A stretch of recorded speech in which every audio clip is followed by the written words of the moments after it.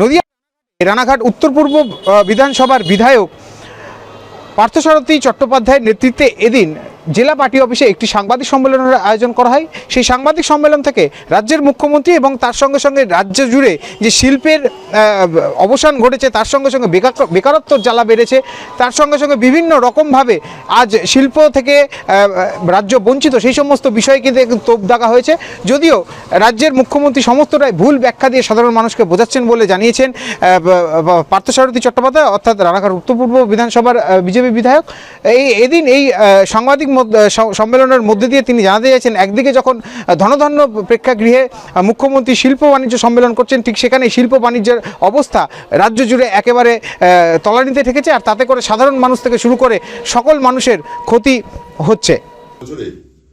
৬,৬৮৮টা company ভিন রাজ্যে চলে গেছে, হয় মহারাষ্ট্র, নাই দিল্লি, নাই গুজরাট, আমাদের এই রাজ্য থেকে চলে গেছে।